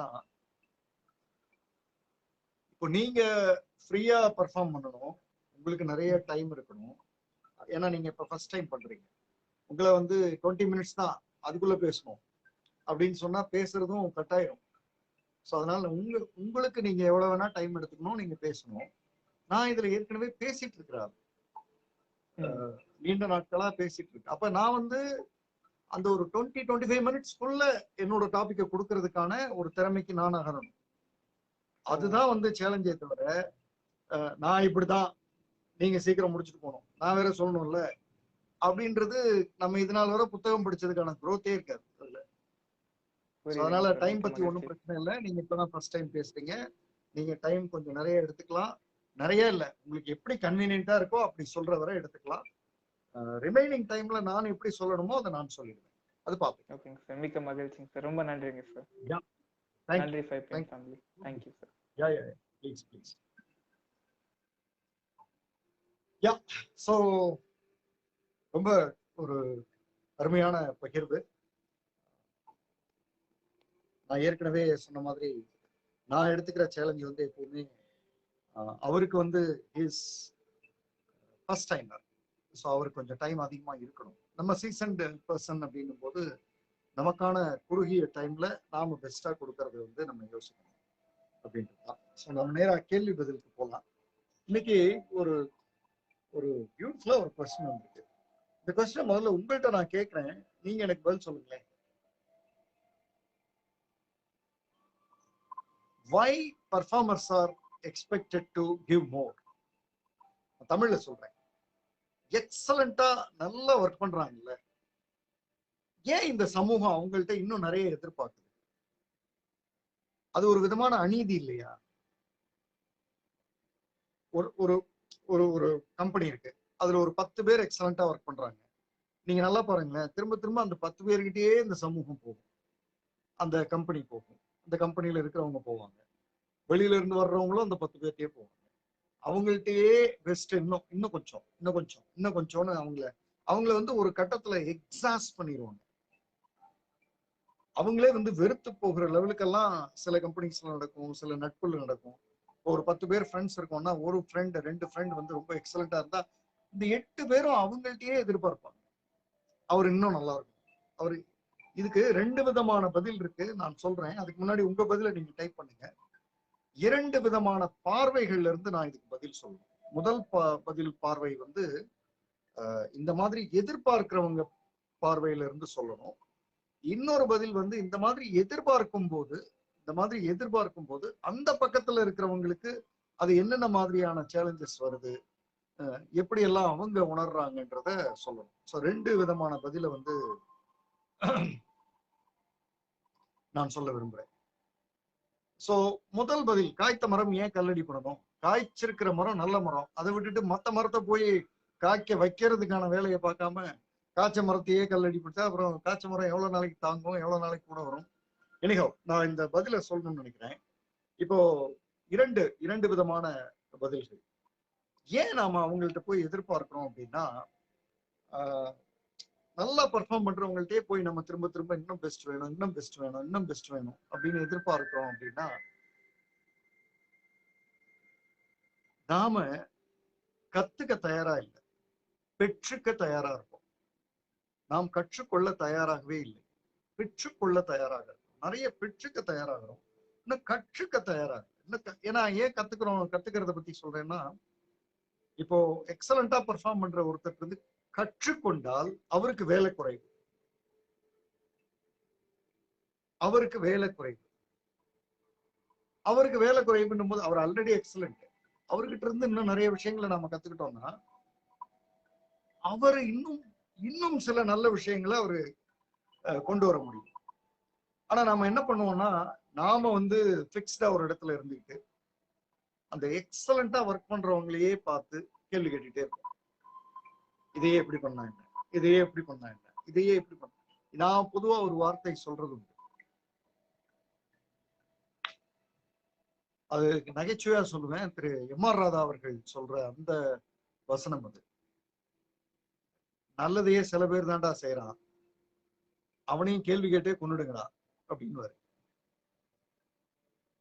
ஸோ சில ரொம்ப எலைட் கம்யூனிட்டி நான் சொல்றேன், எலிட் கம்யூனிட்டி. அது ஒரு விதமான ஒரு ஒரு ஒரு பெஸ்டா பர்ஃபார்ம் பண்ற பீப்புள்ன்றது ஒரு ரொம்ப ரொம்ப குறுகிய வட்டம் தான் அது.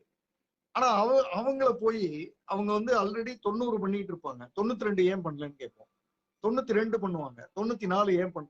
அநீதியா இல்லது? Are we giving justice to their talents? 96 பண்ணுவாங்க, 97 ஏன் பண்ணல அப்படின்னு கேட்போம். அதுல வேற சில சில அப்ஜெக்டிவ்ஸ் எல்லாம் சேர்த்துருவோம், அது உங்களால மட்டும்தான் பண்ண முடியும்னு நினைச்சேன், அதனால கேட்டேன் அப்படின்னு அதை வேற அப்ஜெக்டிவ்ஸ் எல்லாம் பண்ணுவோம். சரி, இது வந்து நம்ம சைட்ல இருந்து நம்ம பார்க்கிறது. இது வந்து என்ன பொறுத்தளவு அது ஒரு அநீதி, எதிர்பார்க்க கூடாதுன்னு நான் சொல்வேன். அவங்களால முடிஞ்சதா அவங்க பண்றாங்க, அதை விட்டுருவோம்.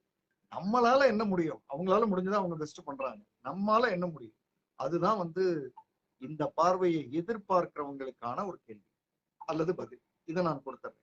இப்ப நான் அந்த பக்கத்துல இருந்து வரேன். இப்போ நான் என்ன உதாரணமா எடுத்துக்கிறேன், 5 PM ஃபேமிலி பண்றேன், 5 PM லைவ். இந்த 5 PM லைவ் பண்ணும் பொழுது 5 PM லைவ் அப்படின்றதே ஒரு புதிய கான்செப்ட் தான். இதுல வந்து இது முன்னாடியே ஏற்கனவே யாரோ பண்ணியிருந்தாங்க, நம்ம வந்து அதை அப்படிலாம் இல்லை. 5 PM லைவ் அப்படின்றது ஒரு மனசுல தோன்ற நல்ல சிந்தனைகளோட நல்ல விஷயத்த நம்ம கொடுக்கணும் அப்படின்றத நினைச்சு ஏற்படுத்தப்பட்ட ஒரு புதிய கான்செப்ட். ஸோ அதுல நம்ம பண்றோம். இப்ப இதுல 5 PM லைவ்ல இது இருந்தா நல்லா இருக்கும், அது இருந்தா நல்லா இருக்கும், இது இன்னும் சிறப்பா இருக்கும், அது இன்னும் சிறப்பா இருக்கும், எல்லாமே பண்ணிட்டே வரும். ஆனா நீங்க நல்லா கவனிச்சு பாருங்க, ஒரு கட்டத்துக்கு மேல நாம ஒண்ணு பண்ணோம், அதை விட பெஸ்ட், அதை விட பெஸ்ட் வேணும், அதை விட பெஸ்ட் வேணும் போய் ஒரு கட்டத்துல இந்த பண்றவர், இந்த ஜெய் அப்படின்றவர், அவர் வந்து அவுட் ஆஃப் த கொஸ்டின்ஸ். அவரை வந்து எப்படி சொல்லணும்னா, அவர் வந்து எந்த விதமான தப்பும் செய்யாத, எந்த விதமான, அதாவது மனித யதார்த்தங்களே இல்லாத ஒரு ஒரு ஒரு ஏதோ வேற ஏதோ காட்மேன் மாதிரியோ அல்லது வேற ஏதோ வானத்துல இருந்து வந்தவர் மாதிரியோ பார்க்க ஆரம்பிச்சு அவரை நம்ம கேள்வி கேட்கிறோம், நீங்க இப்படி பண்ணலாமா, நீங்க இப்படி பண்ணலாமா அப்படின்னு அவரையே கேள்வி கேட்கிறோம். இப்ப நான் அந்த இடத்துலதான் ஒரு பதில் சொல்ல விரும்புறேன். இந்த பர்ஃபார்மர் ஷூல இருந்து நான் பேசுறேன். இப்போ பர்ஃபார்மர்ஸும் மனுஷங்க தான், எக்ஸலண்டா பர்ஃபார்ம் பண்றவங்களும் மனுஷங்க தான், அவங்களும் யதார்த்தமான வாழ்க்கையை தான் வாழறாங்க. அவங்க ஒன்றும் எங்கேயோ இருந்தெல்லாம் வரல, அவங்களுக்கும் தினசரி கமிட்மெண்ட்ஸ் இருக்கு. இன்னைக்கு ஏர்லி மார்னிங் கிட்டத்தட்ட 3:45 4 o'clock நான் எழுந்திருக்கிறேன்னு வைங்களேன். இப்போ இந்த லைவுக்கு வர்றதுக்கு முன்னாடி சிலியில இருந்து ஒரு பிராக்டிஷனர் படிக்கிறவங்களுக்கு அந்த கிளாஸை எடுத்துட்டு தான் இங்க வரேன். ஸோ பர்ஃபார்மர்ஸ் அப்படின்னு இருக்கிறவங்களுக்கும் நிறைய சேலஞ்சஸ் உண்டு. ஒரு கால் வரும், அதை அட்டன் பண்ண முடியாம இருக்கும். தங்கச்சியோட குழந்தை வந்து மாமா நீங்க காலையில இருந்து இங்க கீழே வரல, உங்களை பார்க்கவே இல்லை அப்படின்னு ஃபோன் பண்ணுது, போகணும். பர்ஃபார்மர்ஸ்க்கும் இன்னொரு பக்கம் உண்டு. அப்படியே நமக்கு வந்து நான் ஒரு ஒரு மாதத்துக்கு முன்னாடி வாட்ஸ்அப்ல ஃபேஸ்புக்ல ஒரு ஸ்டேட்டஸ் போட்டிருந்தேன். உள்ள எத்தனை பேர் படிச்சீங்கன்னு தெரியல. உங்களுக்கு அந்த ஸ்டேட்டஸ்ல போட்டிருந்தது, உங்களுக்கு சுத்தமா ஆள் வேணும், அது ஒரு ஒரு ஒரு துளி சதவீதம் கூட தப்பே செய்யாம 100% அக்மார்க் ஆள் வேணும். அவர் நல்லது சொல்லணும் அல்லது அவங்க நல்லது சொல்லணும், அதை கேட்போம். ஆனா நம்ம மாற மாட்டோம், நம்ம அப்படியே இருப்போம். அவங்க இன்னும் தப்பு செய்யலாமா அப்படின்னு அவங்களே கேட்டுட்டு இருக்கோம். Is it right? Are we doing justice to these kind of people? Are we doing justice to these kind of people? இந்த மாதிரி கேட்கறதுனால, இந்த மாதிரி சொல்றதுனாலதான் பர்ஃபார்மர்ஸ் நம்மளை நோக்கி வர்றது இல்லை. நான் என்ன சொல்லலை, இப்போ யாரா இருந்தாலும் எக்ஸலண்டா பெர்ஃபார்ம் பண்ணி அவங்களுக்கு வேலையில ஏதாவது கேள்வி இருப்பாங்க அப்படின்னு ஸ்டாப் பண்ணிடுவாங்க. பர்ஃபார்மர்ஸ் தங்களோட ஷெல்லை க்ளோஸ் பண்ணிடுவாங்க, யாருக்கும் தங்களை எக்ஸ்போஸ் பண்ண மாட்டாங்க. So this is what I ஆம் அப்படின்றதுக்குள்ள போயிடுவாங்க. ஸோ இந்த கேள்வி ரொம்ப ரொம்ப ஒரு முக்கியமான கேள்வி. ஒரு ஒரு எப்படி இவ்வளவு டீப்பா யோசிச்சு ஒரு கேள்வி கேட்க முடிஞ்சது அப்படின்னு தெரியல. எக்ஸலண்டான கொஸ்டின். பர்ஃபார்ம் பண்றாங்க, யாருமே செய்யாத சில பேர் செய்யறாங்க. இப்போ சில பேர் இருப்பாங்க, இப்போ ஒரு தெருவே எடுத்துக்கங்களேன். அந்த தெருவுல யாரோ ஒருத்தர் வந்து சொல்லுவாரு, இபி பில் கட்ட போறேன், உங்களுக்கு இருந்தா கொடுங்க, உங்களுக்கு இருந்தா கொடுங்கன்னு கேட்டு வாங்கிட்டு போய் கட்டுவாரு. கேட்டு வாங்கிட்டு போய் கட்டிட்டு அவர் ஒரு 15 ரூபாயோ 12 ரூபாயோ இன்னும் கொடுக்கணும், சில்லறை இல்லை, அதனால கொடுக்காம இருப்பாரு. நம்ம என்ன பேசுவோம்னா, அந்த 12 ரூபாய் இன்னும் வரல, அதைத்தான் பேசிட்டு இருக்கோம். ஒரு மனுஷன் ஒரு முயற்சி எடுத்துட்டு போய் பண்ணி போறாங்க. இப்ப என்ன தப்பு? நம்ம போயிட்டு வந்தா 12 ரூபாய் செலவாகுதா? சோ அந்த பார்வைக்கு நம்ம வரமாட்டோம். ஒரு எக்ஸலண்டா ஒருத்தர் பண்றாருன்னா அவரை இன்னும் புனிதப்படுத்து. ஒருத்தர் புனிதமா ஒரு விஷயம் பண்றாருன்னா அவரை இன்னும் புனிதப்படுத்துறது, அதை விட கொடுமை எதுவும் இல்லை. அந்த வேலையே என்ன பொறுத்தளவு 5PM ஃபேமிலியில இங்க லைவ் பாக்குறவங்க பண்ணாது. ஒருத்தங்க எக்ஸலண்டா பண்றாங்கன்னா அவங்களை இன்னும் எக்ஸலண்டா ஆக்குறதுக்கு உண்டான வேலைகள் எல்லாம் பண்ணாதீங்க, புனிதமாக்காதீங்க. ஆஹா ஓஹோ ஆஹா ஓஹோன்னு அவங்கள அவங்க இயல்புல இருக்க விடாம பண்றது. சோ என்ன ஆகும்? இப்ப நம்ம வீட்டுக்கு வந்துருவோம். பையன் எக்ஸலண்டா படிப்பான். அந்த பையனை இன்னும் கொஞ்சம் இன்னும் கொஞ்சம் இன்னும் கொஞ்சம்னு அவன் அந்த குழந்தைமை, அந்த பையனுக்கான தன்மையை அவன் மறந்துவான். அவன் கிட்டத்தட்ட மெஷின் மாதிரி ஆயிடுவான். சோ ஒரு பர்ஃபார்மர், அவர்கிட்ட இருந்து நாம இன்னும் அதிக, பையன் படிக்கிறான்ல, ஒரு வருஷத்துக்கு இவ்வளவு மார்க் எடுக்கணும், நீ பாஸ் பண்ணணும், நல்ல ஃபர்ஸ்ட் கிளாஸ் டிஸ்டிங்ஷன்ல பாஸ் பண்ணணும்னு சொல்லி பாஸ் பண்ணிட்டான்ல. ஒரு வருஷ கணக்குல பையன் டிஸ்டிங்ஷன்ல பாஸ் பண்ணிட்டான்ல, அதே போன வருஷ கணக்குல நீங்க பினான்ஸ்ல பாஸ் பண்ணிட்டீங்களா? நீங்க சமூகத்துல பாஸ் பண்ணிட்டீங்களா? நீங்க கேரக்டர்ல பாஸ் பண்ணிட்டீங்களா? நீங்க அக்கம் பக்கத்து வீடுகள்ல இருக்கிற ரிலேஷன்ஷிப்ல பாஸ் பண்ணிட்டீங்களா? உங்க வீட்டுக்குள்ளேயே இருக்கிற ரிலேஷன்ஷிப்ல பாஸ் பண்ணிட்டீங்களா? இவ்வளவு நீங்க பண்ண வேண்டியிருக்கு. அந்த யாரோ ஒருத்தர் பண்றாரு, ஒரு பையன் பண்றான், அந்த பையனை போய் கேள்வி கேட்கறது சும்மா இருக்கிறது இல்லை. It's an injustice to performance. ஒரு கேள்விதான், ஆனா நச்சுன்னு ஒரு கேள்வி. I really appreciate this question. ஒரு பர்ஃபார்மரை இன்னும் அதிகமா எதிர்பார்த்து அவங்கள ரொம்ப அநீதிக்கு உட்படுத்துறோம் அப்படின்றது என்னுடைய பார்வை. ஒருத்தர் நல்லா பர்ஃபார்ம் பண்றாருன்னா அப்ரிஷியேட் பண்ணுங்க, போய் உங்க வேலையை பாருங்க. நீங்க என்ன பண்ணணும்னு யோசனை. அவங்களே இன்னும் கொஞ்சம் இன்னும் கொஞ்சம் இன்னும் கொஞ்சம் இன்னும் கொஞ்சம் எனக்காக பண்றீங்களா, எங்களுக்காக பண்றீங்களா, அந்த அவங்களுக்காக பண்றீங்களா, இவங்களுக்காக பண்றீங்களா? சுத்தமா அந்த பர்ஃபார்மரை ட்ரெயின் பண்ணி கடைசியில அந்த பர்ஃபார்மர் பர்ஃபார்ம் பண்றதே விட்டுருவாரு. வேண்டாம் சாமி, எவ்வளவு பண்ணாலும். இந்த பொது சேவைக்கு வர்றவங்க எல்லாருக்கும் வர்ற வியாதி இது. முதல்ல பொது சேவைக்கு வரும்போது ஆக்டிவா இருப்பாங்க, நல்லா பண்ணுவாங்க. ரோட்டரி கிளப், லைன்ஸ் கிளப் எல்லாம் பாத்தீங்கன்னா எக்ஸலண்டா பண்ணுவாங்க. இந்த ஏற்கனவே கிளப்ல இருக்கிறவங்க இப்ப மெதுவா என்ன பண்ணுவாங்கன்னா, ரொம்ப கிளவரா அவர் தான் பண்ணுவாரு, அவரால் தான் பண்ண முடியும், அவர் தான் இதுக்கு எக்ஸலண்ட், அவர் பேசினாதான் இது நடக்கும். இப்படியே கொஞ்சம் கொஞ்சமா அவர்கிட்டயே தள்ளி கடைசியில பார்த்தா அந்த ஒரு 6 மாசத்துல கிளப் விட்டே போயிருப்பாரு. வேண்டாம் ஜாமி, இது வேலைக்கு ஆகாது அப்படின்னு போயிருப்பாரு. இப்படிதான். This is how we miss people. This is how we miss performance. So இன்னையில இருந்து யாராவது எக்ஸலண்டா பண்றாங்கன்னா அவங்களை இன்னும் எக்ஸலண்ட் அப்படின்ற அந்த வார்த்தைக்கு போகாது. எக்ஸலண்டா பண்றாங்க, குட், அவங்களுக்கான பெஸ்ட் அவங்க கொடுக்குறாங்க, நமக்கான பெஸ்ட்டை நம்ம கொடுத்துட்டோமா? அந்த மனநிலைக்கு வரும். எப்போ ஒரு சமூகம் சிறப்பாக செய்கிற மனிதர்களை மதிக்க கற்றுக்கொள்கிறது, அவங்களை புனிதப்படுத்த வேண்டாம், அவங்களை கேள்வி கேட்க வேண்டாம், அவங்கள வந்து நீ இது நீ அன்னைக்கு சொன்னிய இப்ப இது பண்றிய, இதெல்லாம் அவராவது பண்றாரு, நம்ம சும்மா உட்காந்து கேள்வி கேட்க இல்ல, அவராவது பண்றாங்க, யாரோ ஒருத்தங்க பண்றாங்க, நம்ம சும்மா உட்காந்து கேள்வி கேட்க. எப்பொழுது ஒரு சமூகம் சிறப்பான எண்ணங்களை கொண்ட மனிதர்களை பாராட்டவும் அவர்களை அவர்களாகவே இருக்கவும் அனுமதிக்கிறதோ அப்பொழுது அந்த சமூகத்திற்கு நல்ல விஷயங்கள் கிடைக்கும். எப்பொழுது ஒரு சமூகம் சிறப்பாக பணிபுரிகிறவர்களை இன்னும் அவர்களிடமிருந்து இன்னும் அதிகமாக எதிர்பார்க்கிறதோ, பிளஸ் அவங்க தப்பே பண்ணக்கூடாது, தப்பே பண்ணாதவங்க புனிதப்படுத்துகிறதோ, அப்ப அந்த சமூகத்துக்கு எதுவும் கிடைக்காது. அந்த மனுஷன் என்ன பண்ணுவான்னா, அந்த நல்லது பண்ற மனுஷன் அவனை தூக்கி தூக்கி நம்ம கொஞ்சம் எக்ஸலண்ட் எக்ஸலண்ட் எக்ஸலண்ட்னு கொண்டு போய் வைக்க வைக்க அவன் வந்து ஒரு கட்டத்துல நம்ம ஏதாவது தப்பு பண்ணா நம்மளை பத்தி என்ன நினைப்பாங்கன்னு ஒதுங்க ஆரம்பிச்சுவான். திரைமறைவு வாழ்க்கைன்னு ஒண்ணு சொல்லுவாங்க, அதை வாழ ஆரம்பிச்சுவான். ஸோ அதனால அதை பண்ணாதீங்க, பண்ணவே பண்ணாது. 5PM லைவ் பார்த்துட்டு இருக்கிற நீங்க அதை பண்ண மாட்டீங்கன்னு நான் உறுதியா நம்புறேன். இது வந்து அந்த கேள்விக்கான பதில். ஒரு கேள்விதான், பெஸ்ட் கொஸ்டின். ஸோ ஒரு கேள்விக்கான பதிலோட இன்னைக்கு நான் கேள்வி பதில் முடிக்கிறேன். மூன்றாவது நிகழ்வு இந்த புத்தகத்தினுடைய கடைசி பக்கம் போகலாமா?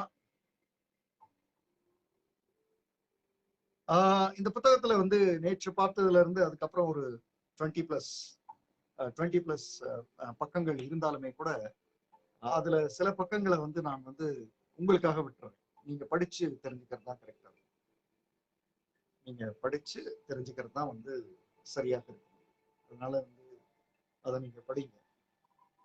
குறிப்பா வந்து கணவன் மனைவி வந்து படிங்க. ஆனா இங்க நேற்று வந்து ஆண்கள் என்ன என்ன பண்ணணும் அப்படின்னு சொன்னேன். குமார்லாம் இன்னைக்கு வந்துட்டீங்க போல் இருக்கு. குமார், சிவராமகிருஷ்ணன் சார், ஜவஹர் கிருஷ்ணன் சார், யாரெல்லாம் இருக்கீங்க, முரளிதரன் சார், பசுபதி சார், இன்னைக்கு உங்களுக்கு நீங்க உட்கார்ந்து நிம்மதியா கேட்கலாம். ஏன்னா நிறைய நல்ல விஷயங்கள்லாம் அவங்க என்ன மாத்திக்கணும்ன்றதுல வரும்.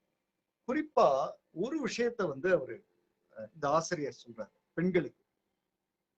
பெண்கள் பேசும் பொழுது நல்ல கவனிங்க, பேசும் பொழுது தேவையில்லாததை முதலிலும் தேவையானதை கடைசியிலும் பேசுகிறார்கள். எழுதி வச்சுங்க. பெண்கள் பேசும் பொழுது தேவையில்லாததை முதலிலும் தேவையானதை கடைசியிலும் பேசுகிறார்கள். அந்த தேவையில்லாததை முதலில் அதை கட் பண்ணும். இப்ப அதுக்கு ஒரு உதாரணம் சொல்றாரு பாருங்க.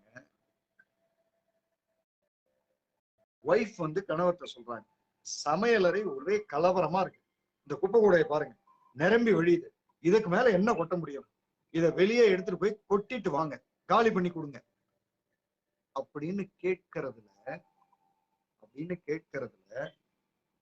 அப்படின்னு சொல்வதற்கு பதில் அவர் சொல்றதையே நான் படிக்கிறேன். அதற்கு பதில் குப்பை கூடையை எடுத்துட்டு போய் காலி பண்ணிட்டு வாங்கன்னு சொன்னா பண்ணிடுவார் கணவர். You got the idea? Idea இப்ப புரியுதா? முதல் பாதி தேவையில்லாதது, ரெண்டாவது பாதி தேவையானது. நம்ம என்ன பண்றோம்னா தெரிஞ்சோ தெரியாமலோ தேவையில்லாததை பேசிட்டு அப்புறம் தேவையானதை பேசுறோம். தேவையில்லாததை பேசிட்டு அப்படின்னும் போதே அங்க வந்து ஆணுக்கு அவரு வேற ஒரு இதுக்கு, அவருக்கு வேற ஒரு உயரத்துக்கு போயிடுவாரு மைண்ட்ல. அப்புறமா தேவையானதை பேசுறதை விட கொடுமை எதுவும் இல்லை. இப்ப ரெண்டாவதா ஒரு எக்ஸாம்பிள் கொடுக்குறாரு. 4 பேர் வருகிற நேரம் இந்த மேஜையை நகர்த்தி அந்த கோடியில கொண்டு போய் வைக்கணும், ஏன் ஒருத்தியால எப்படி முடியும், நீங்களும் வந்து பிடிங்க அப்படின்னு சொல்றதுக்கு பதில் இந்த மேஜையை கொஞ்சம் பிடிங்க அப்படின்னா பிடிச்சிருவோம். What is not to be said, what is to be said. பெண்களுக்கு இருக்கிற ஒரு பெரிய பிரச்சனையா அவர் சொல்றது what is not to be said first சொல்லி கடைசியா வந்து what is to be said சொல்லுவாங்க. That's where they are lagging, that's where they are missing the boat. அதுதான் அவங்க வந்து நிறைய பிரச்சனைகளுக்கான ஆரம்ப புள்ளி அங்கதான் வந்து. அடுத்த உதாரணம் ஒன்று சொல்றேன். கடையில இருந்து வாங்கி வந்த மளிகை சாமான்லாம் வாசப்பட்டு இருக்கு, அது வந்துதான் சமையல் செய்யணும், எல்லாத்தையும் உள்ள எடுத்துட்டு வாங்க. இது சொல்றது. இப்போ உங்களுக்கு புரிஞ்சிருக்கும் எது சொல்லணும் எது தேவையில்லாதுன்னு இப்ப புரிஞ்சிருக்கும். என்று சொல்வதற்கு பதில் அவர் அடுத்தது சொல்றாரு, அந்த சாமான்லாம் கொஞ்சம் உள்ள எடுத்துட்டு வந்து வைங்க, என்ன அந்த மளிகை சாமான்லாம் கொஞ்சம் உள்ள எடுத்துட்டு வந்து வைங்க, போதும் போதும். நம்ம தேவையில்லாதது நிறைய பேசி தேவையானது கேட்கும் போது ஆண் அந்த விஷயத்த ஒண்ணு செய்ய மாட்டான் அல்லது எரிச்சலோட செய்வான். தேவையானதை மட்டும் பேசும்போது ஆண் சந்தோஷமா செய்வான். இன்ஃபேக்ட் அவனுக்கு அது செய்யறோம் வேலையை செய்யறோன்றது கூட தெரியாது, அவன் பாட்டுக்கு போய் எடுத்துட்டு வந்து வச்சுட்டு போயிடுவான். அடுத்த ஒரு லைன் இன்னும் ரொம்ப முக்கியமானது. சமையல் செய்ய வேண்டும், எனக்கு ஒரே களைப்பாக இருக்கிறது, நாமும் ஹோட்டலுக்கு போய் சாப்பிட்டு ரொம்ப நாளாகிறது, இன்று போகலாமே, என்ன நினைக்கிறீர்கள்? இப்படி எல்லாம் சொல்றதுக்கு பதில் இன்னைக்கு ஹோட்டலுக்கு சாப்பிட போலாமா, போதும், enough enough.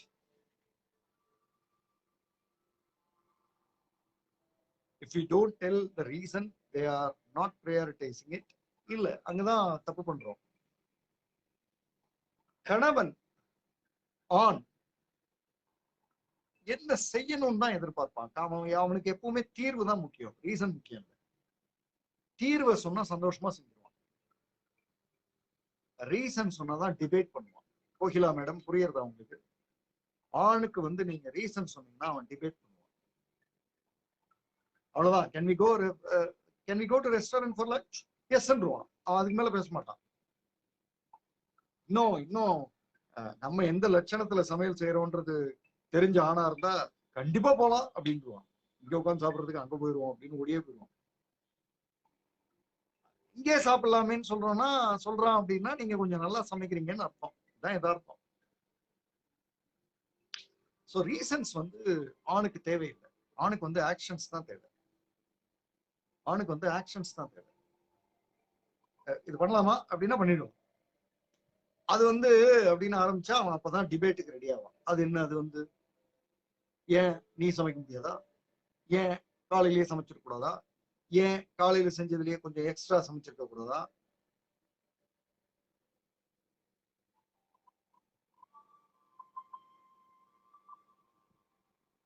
அடுத்ததா இதையும் தாண்டி ஒரு முக்கியமான விஷயத்த அவர் சொல்றாரு. அதோட அந்த இந்த புத்தகத்தினுடைய கடைசி பக்கத்துக்கு நம்ம வரோம்.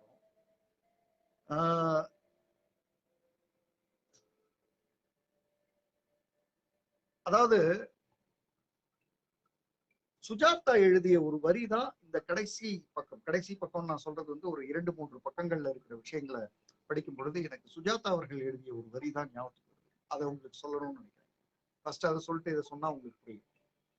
40 வயது வரை உங்களுடைய உடலை நீங்கள் எப்படி கவனித்துக் கொள்கிறீர்களோ அப்படித்தான் உங்கள் உடல் 40 வயதுக்கு பிறகு உங்களை கவனித்துக் கொள்ளும். பொன் எழுத்துக்களால் பொறிக்கப்பட வேண்டிய வரி ஒவ்வொரு வீட்லையும் இருக்கணும். 40 வயது வரை உங்களுடைய உடலை நீங்கள் எப்படி பார்த்துக் கொள்கிறீர்களோ கவனித்துக் கொள்கிறீர்களோ அப்படித்தான் உங்கள் உடல் உங்களை 40ற்கு மேல் கவனித்துக் கொள்ளும். இப்போ இவர் இங்க எழுதியிருக்கிறத, இந்த லாஸ்ட் கணவன் மனைவி ஆண் பெண் உறவு எழுதியிருக்கிறத படிச்சா எனக்கு தோன்றது, 40 வயது வரை கணவனை மனைவியும் மனைவியை கணவனும் எப்படி பார்த்து கொள்கிறார்களோ அப்படித்தான் 40 வயதுக்கு மேல் கணவனை மனைவியும் மனைவியை கணவனும் பார்த்து கொள்கிறார்கள். அதாவது 40-45 is the period where it divides life into 2 portions. அதுக்கு முன்னாடி வர வாங்கினவங்க 45க்கு மேல கொடுப்பாங்க, அதுக்கு முன்னாடி வர கொடுத்தவங்க 45க்கு மேல வாங்குவாங்க. சோ 45 வரை தாம் தும்னு பேசுனீங்களா, 45க்கு மேல உங்களுக்கு ஒரு இயலாமை வரும். அப்போ நீங்க பேசுனதுக்கெல்லாம் பதில் வர ஆரம்பிக்கும், நீங்க செஞ்சதுக்கெல்லாம் பதில் வரும், பதிலும் செய்கையாவே வரும். இது யதார்த்தம், இது யதார்த்தம். ஸோ 40 வயசு வரை எப்படி நீங்க மனைவியை பார்த்துக்கிறீங்க, கணவனை பார்த்துக்கிறீங்க அப்படின்றதுடைய ரிவர்ஸ் தான் 40க்கு மேல. ஸோ இதுல அவரு அதுல ஒரு கோடு காட்டுறாரு. 20 வருடம் என்னை வாட்டி வதைத்தீர்கள், அடுத்த 20 வருடங்களுக்கு உங்களை வாட்டி வதைக்கிறேன் என்று மனதுக்குள் தீர்மானம் செய்து கொள்வாள் அல்லது கொள்வான்.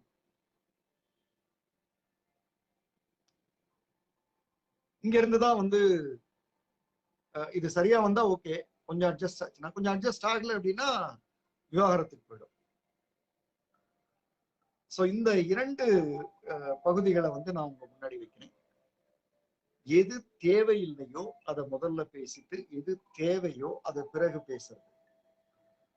அதனால பிரச்சனைகள் வருது. 40 வயது வரை நம்ம மனைவி கணவனை எப்படி பார்த்துக்கிறோமோ அதுதான் 40க்கு மேல ரிவர்ஸ்ல வரும்.